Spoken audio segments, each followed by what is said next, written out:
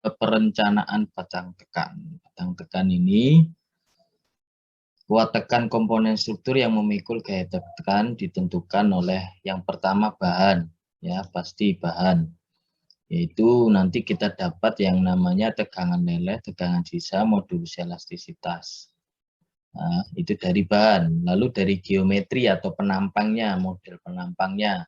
Itu ada penampang, panjang komponennya berapa, lalu kondisi ujung dan penopang.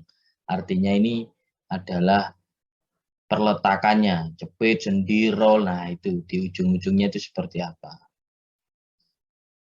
Nah, ini saya cerita di sini ada kondisi batas, yaitu tercapainya batas kekuatan, lalu tercapainya batas kestabilan. Nah, kestabilan ini kondisi tekuk.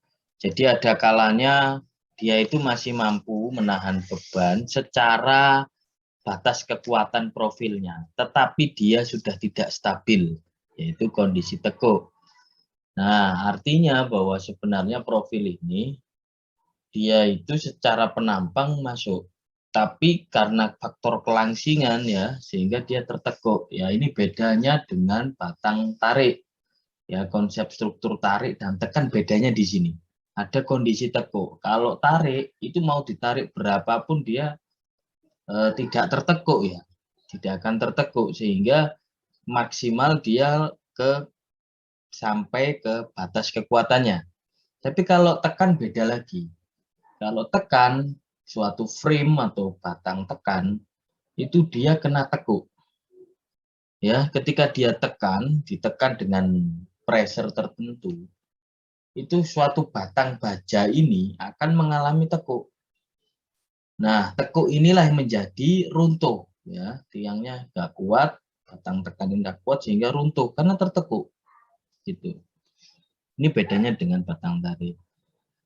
Lalu kondisi tekuk atau batas kestabilan yang perlu diperhitungkan yaitu tekuk lokal, elemen plat, tekuk lentur. Nah, tekuk lentur pasti ya, karena misalkan suatu kolom struktur baja dengan tinggi 10 meter ya, dia berdiri tegak begitu saja.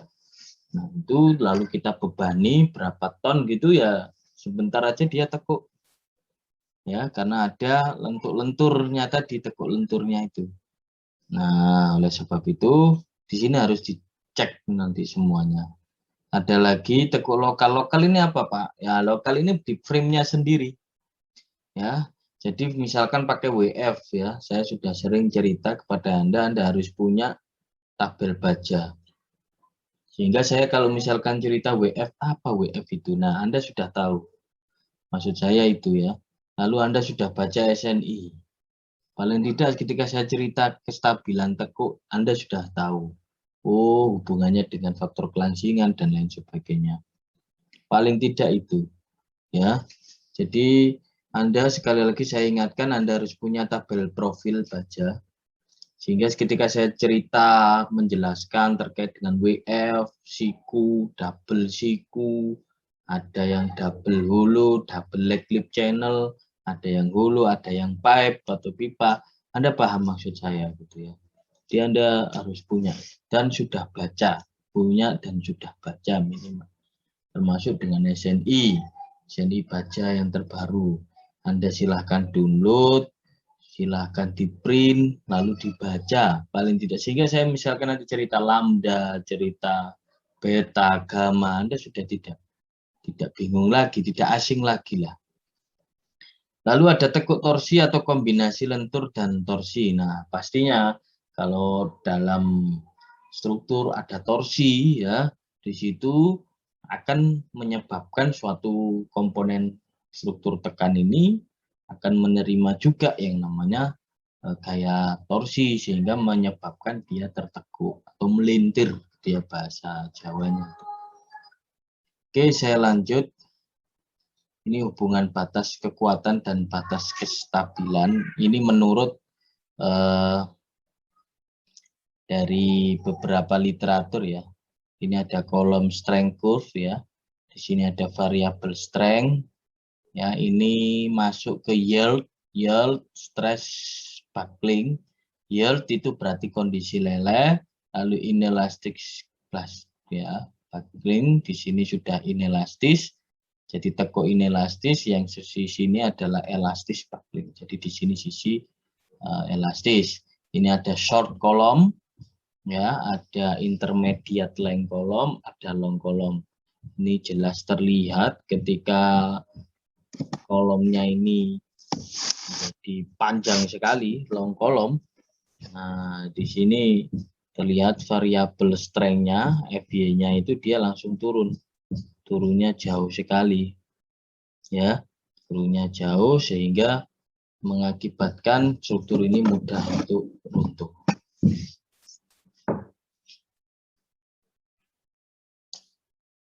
Oke, ini ada konsep batas kekuatan LRFD. Kita sekarang di 2021 menggunakan konsep LRFD, ya.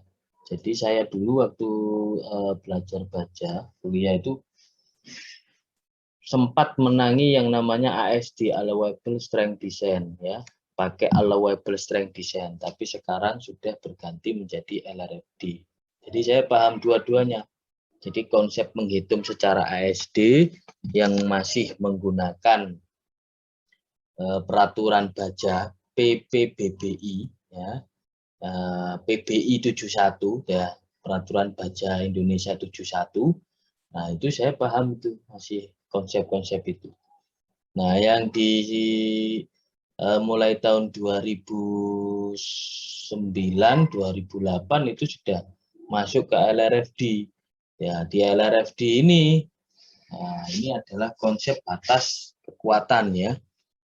Ini beda. Jadi yang baru, yang milenial, generasi milenial atau yang di tahun yang kuliahnya tahun 2008 ke atas, malah justru tidak mengenal ASD, gitu ya.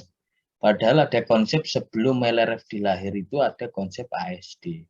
Anda kalau tidak percaya, Anda bisa lihat di SAP, ya, SAP 2000 itu masih dicantumkan preference untuk code, ya, atau peraturan itu dia masih menggunakan. Ada yang menggunakan LRFD, ada yang menggunakan ASD.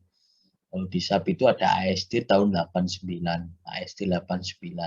Baru nanti di LRFD itu tahun di 92. Nah, saya paham mulai dari ASD, konsep ASD, Allowable Strength Design, sampai LRFD, Load Resistant Factor Design. Sangat berbeda sekali cara menghitungnya. Ya, cara menghitungnya gedung-gedung baja di zaman Belanda dengan sekarang itu beda. Yang jelas pasti kuat zaman-zaman Belanda dulu, ya. Kita bisa lihat itu beberapa monumen, beberapa gedung-gedung baja peninggalan Belanda yang sampai saat ini masih bisa berdiri, masih bisa dilihat, masih bisa dinikmati, ya, seperti stasiun. Stasiun itu umurnya lebih dari 100 tahun. Di Surabaya stasiun Wonokromo, stasiun, ya, stasiun-stasiun kecil-kecil juga itu luar biasa, itu umurnya sudah lebih dari 100 tahun dan masih kokoh berdiri sampai sekarang. Itu mereka menggunakan ASD konsepnya menghitungnya, karena waktu itu belum ditemukan konsep LRFD. Oke, saya lanjut lagi. Jadi konsepnya itu adalah kalau yang disebut dengan RN, apalah terserah, ya, sebutannya. Kalau di sini di slide ini itu disebut dengan RN atau kekuatan nominal, ya. Itu V, RN, V harus ada V-nya. V-nya ini adalah faktor reduksi kekuatan, ya. Jadi direduksi, ya. Jadi kapasitasnya diturunkan, yaitu direduksi, ya. Nah, biasanya ada 0,9, ada 0,85 tergantung dengan SNI. Begitu, ya. Oke. Selanjutnya ini adalah harus lebih besar. Nah, harus lebih besar dari mana? Harus lebih besar dari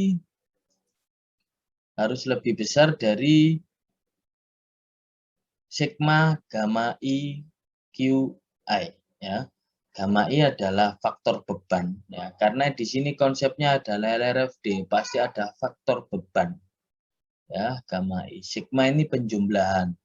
Contohnya apa, Pak? Contohnya adalah di LRFD itu sudah mengenal yang namanya kombinasi pembebanan, ya, mulai dari 1,4D, Terus ada kombinasi pembebanan 1,2 DL plus 1,6 LL. Lalu ada lagi pembebanan 1,2 DL plus 1,6 LL plus 1 WL. Ada lagi yang pembebanan 1,2 DL plus 1 LL plus 1 earthquake arah X plus 0,3 earthquake arah Y. Itu sudah menggunakan faktor ya.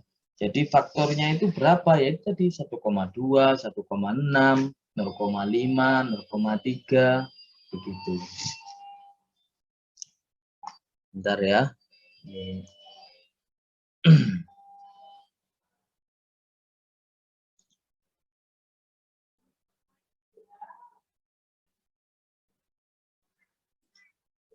Saya lanjut lagi.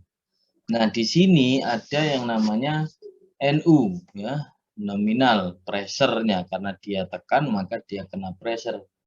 Ya, kena pressure sehingga V-nya di sini itu harus kita cek di sini. Kalau yang di sini pakai 0,85 ya, pakai 0,85 sehingga NN sama dengan A gross kali FCR. FCR-nya berapa? FCR-nya adalah FY dibagi omega. A gross kali FY ya. Omeganya sama dengan 1, lambda C-nya harus kurang dari sama dengan 0,25 lambda C, 1 per V, LK per I min. Jadi akar FY per E. Gitu ya. Ini ada batas kestabilan inelastis ya. Jadi bisa dibaca di sini bahwa nanti untuk slide-nya juga saya akan bagikan di SIM akademik. Ya, ada NU, N ultimate, U ini ultimate ya, harus kurang dari ya, dari V dikali NN atau dibalik boleh. NN nominal ya, N pressure nominal kali V harus lebih besar dari N ultimate ya. Jadi kapasitas struktur harus lebih besar daripada ultimate ya, beban harus lebih besar daripada beban ultimate. Itu konsep dari LRFD. NN A gross kali FCR, FCR-nya tadi FY dibagi omega, yaitu 0,25 kurang dari sama dengan lambda C, kurang dari sama dengan 1,2, sehingga dicari omeganya berapa sampai dengan omega sama dengan 1,43 dibagi 1,6 min 0,67 lambda C. Pak, ini dari mana? Sudah, ini dari SNI. Anda tinggal pakai saja. Ini rumusnya. FCN sama dengan 0,658 lambda kuadrat kali FY. Pak, misalkan saya punya perhitungan konsep yang lain dengan literatur buku yang terbaru, misalkan. Boleh, Anda boleh. Seperti pada UTS kemarin, Pak, saya ada literatur baru, Pak, untuk menghitung struktur tarik waktu itu, untuk menghitung neto atau menghitung dari luasan bersih akibat dari lubang baut, lubang sambungan. Boleh, silakan. Dicantumkan saja, misalkan buku penerbit struktur baja, penerbitnya Erlangga atau penerbitnya ITS Press, ITB Press, UB Press, atau penerbit Andi dan lain sebagainya. Saya punya banyak itu literatur. Jadi Anda boleh ya mengembangkan ilmu Anda itu boleh. Pak, saya menemukan konsep menghitung struktur baja dari buku ini begini. Boleh, silakan ya. Malah justru itu saya terbuka. Karena apa? Ilmu selalu berkembang. Waktu dulu saya belajar ASD, Allowable Strength Design, ya beda dengan LRFD ini. Ya, sekarang sudah berubah menjadi LRFD dan lebih mengarah kepada faktor ultimate, ya, sehingga kapasitas struktur itu dimaksimalkan sehingga seakan-akan struktur ini menjadi lebih hemat ya. Awalnya misalkan kalau dihitung pakai ASD, konsep ASD itu menggunakan WF 150, bisa jadi dengan LRFD ini dihitung dengan konsep dan teori LRFD ini mungkin hanya butuh WF 100. Nah, ini kan sudah menghemat. Satu sisi menghemat, satu sisi lagi durabilitas atau ketahanan, kekuatan, kekokohan, fatigue, struktur, dan lain sebagainya pasti jauh lebih awet, lebih tahan lama yang profilnya lebih besar. Itu menjawab beberapa pertanyaan-pertanyaan ya dari beberapa praktisi dari ilmu sipil, terutama baja. Kenapa bangunan baja dari peninggalan Belanda? Bahkan bukan hanya baja ya, semua bangunan dari peninggalan Belanda itu bisa berumur panjang, ya bisa panjang sekali bahkan ratusan tahun. Itu yang desainnya sudah meninggal pasti, karena sudah umurnya sudah 100 tahun lebih bangunan-bangunan, tetapi masih bisa berdiri kokoh dan dinikmati hingga saat ini. Stasiun-stasiun kereta api mereka untuk peninggalan-peninggalan Belanda masih berdiri dan masih digunakan sampai sekarang. Itu sudah umurnya ratusan tahun. Kereta api dibangun di Indonesia di tahun 1889 kalau tidak salah. Yang sekarang sudah 2021. Stasiun kereta api masih berdiri. Ya. Ini penting saya utarakan di sini supaya Anda paham. Ternyata bahwa struktur baja ini itu beda konsep menghitungnya yang Belanda dengan yang sekarang ini gitu ya. Nah, saya lanjut lagi, ini ada aksial batang tekan sama kestabilan elastis. Kalau elastis di sini nanti omeganya itu menjadi 1,25 lambda C kuadrat, harus lebih besar dari 1,2 lambda C, ya sama dengan 1 per V. V itu sama ya, 22/7 atau 3,14. LK ini adalah panjang kelangsingannya dibagi imin. Imin adalah girasi atau jari-jari kelembaman. Ya, imin, jadi yang paling minimal. Kalau Anda punya tabel baja nanti dilihat. Itu setiap profil punya IMAX, imin. Pasti semua profil punya IMAX, imin. Kalau dalam menghitung struktur baja tekan, Anda ambil yang minimal. Kenapa? Karena dia akan tertekuk di sumbu yang minimal. Jadi ada sumbu X, sumbu Y.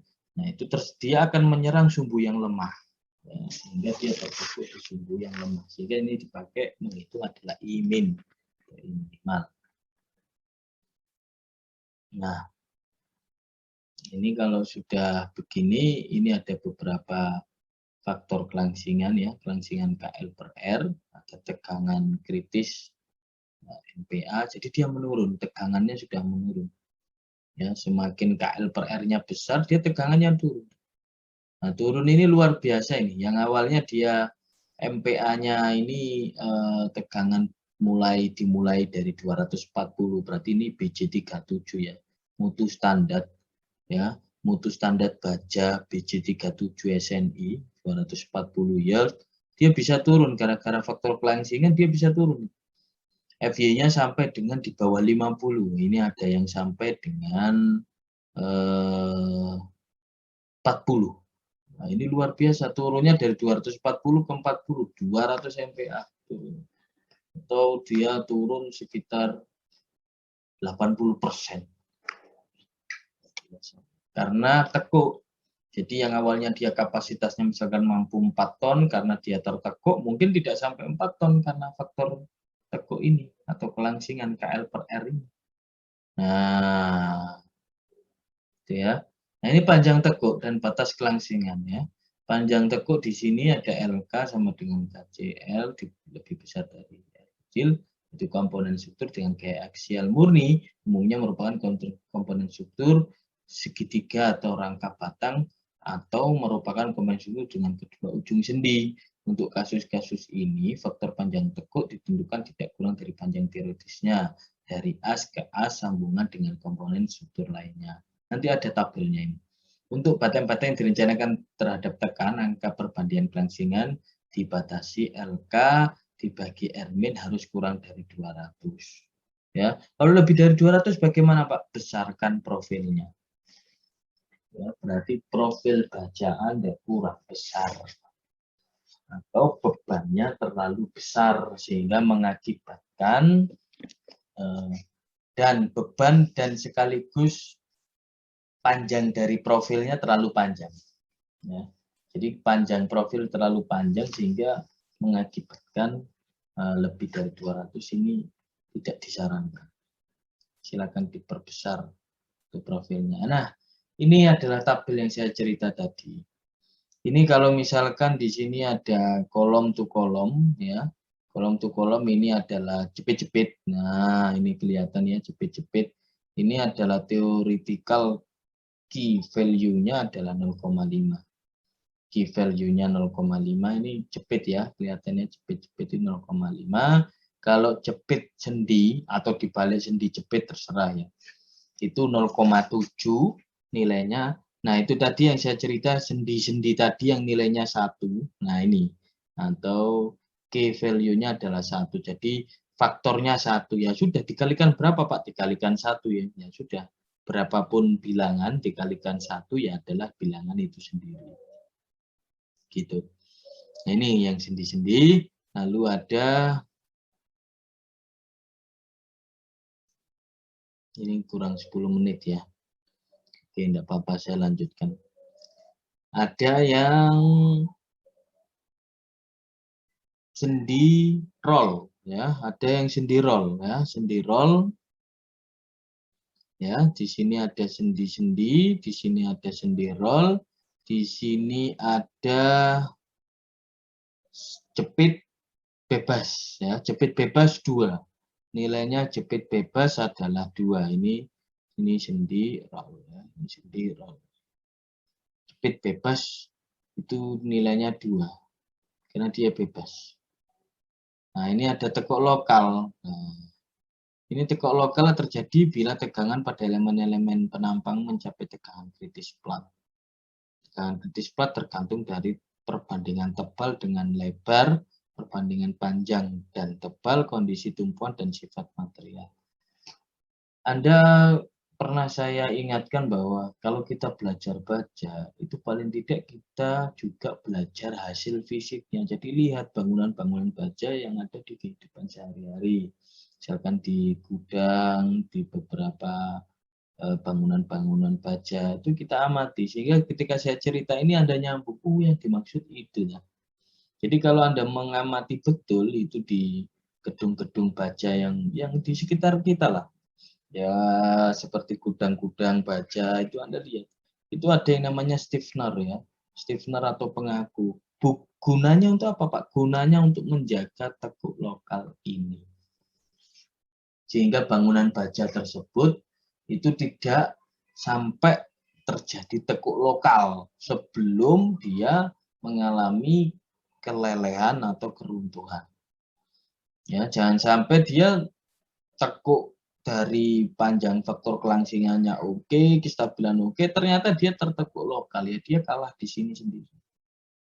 Oleh sebab itu saya sampaikan bahwa Anda harus lebih sering banyak belajar itu juga di lapangan.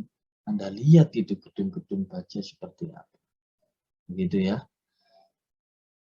Ada lentur dan torsi. Nah, torsi dari mana, Pak? Torsi dari gaya-gaya dari gedung tersebut. Misalkan ada gudang baja, memang di situ ada gaya torsi. Ya mau apa lagi? Itu akan ditransfer ke tiang atau komponen struktur tekan tersebut sehingga dia mengalami torsi, meluntir gitu ya. Nah, ini harus dicek juga ini ya, berapa besar ini torsinya itu yang terjadi.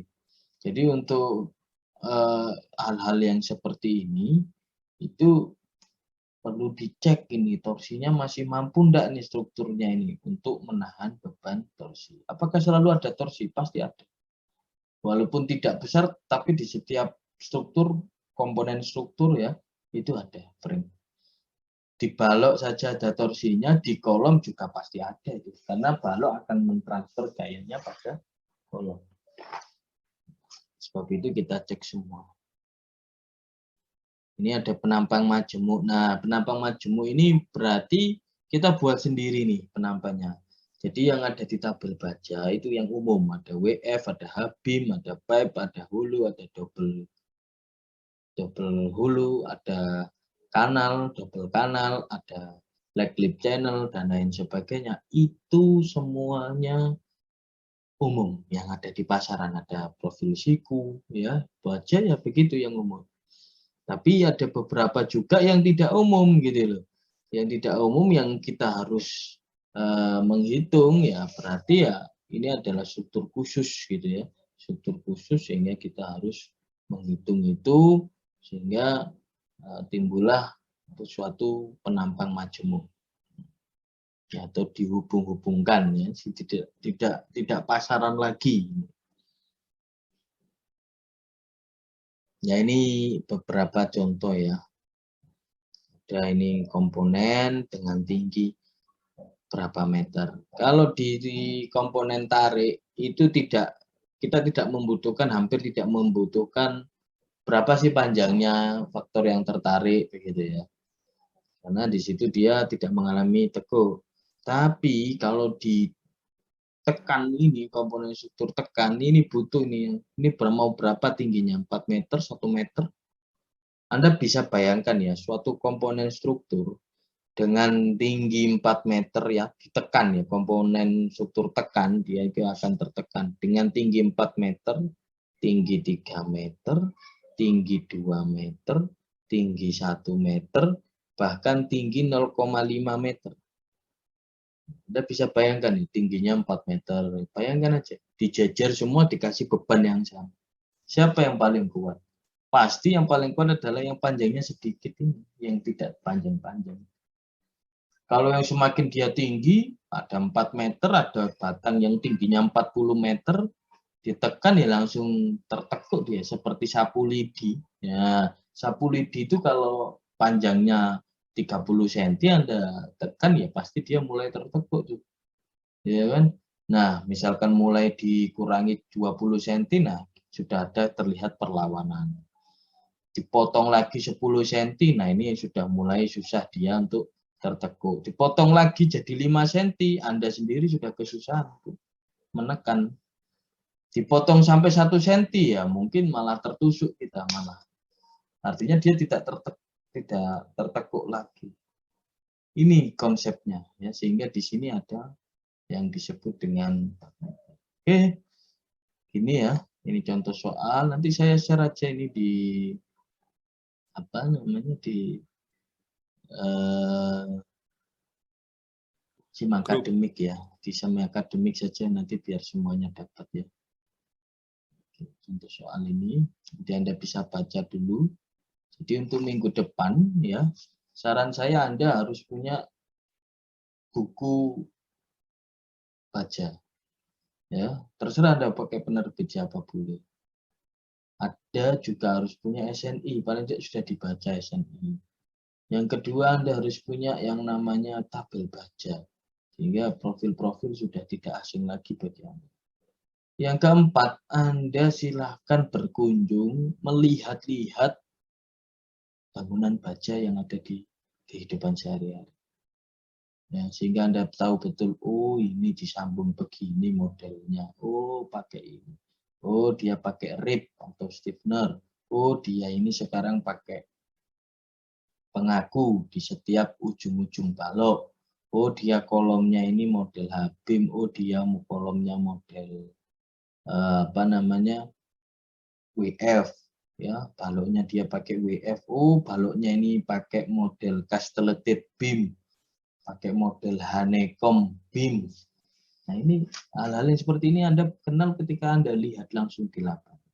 Oke ya, saya harapkan di kesempatan berikutnya kita diskusinya lebih ke arah latihan soal dan pengenalan atau pendalaman materi, pendetailan materi terkait dengan contoh real nyata di kehidupan sehari-hari. Sehingga tidak hanya teori yang kita pelajari, tapi juga prakteknya. Jadi sebenarnya goalnya itu kalau di perkuliahan bukan hanya sekedar teori, bukan hanya sekedar teoritas saja, begitu ya. Kita juga belajar secara prakteknya bagaimana. ya, sehingga kita juga paham teorinya, lalu dipraktekkan di lapangan juga kita bisa. Itu goalnya dari belajar di perguruan tinggi. Ini menurut saya, versi saya. Kalau yang versi yang lain saya tidak tahu. Karena banyak juga yang lulusan teorinya dia bagus, nilai bagus, IPK tinggi, ketika di lapangan ini ada Habimnya kok model begini, tidak ada di buku.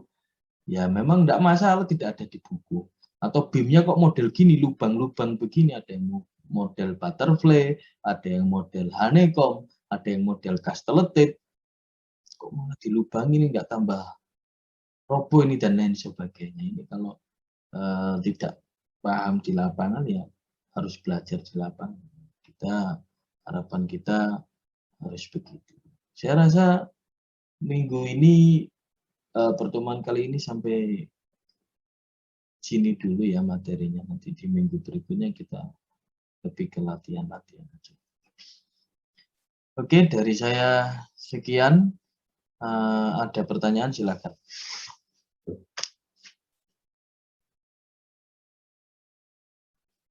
Mungkin tidak ada, Pak.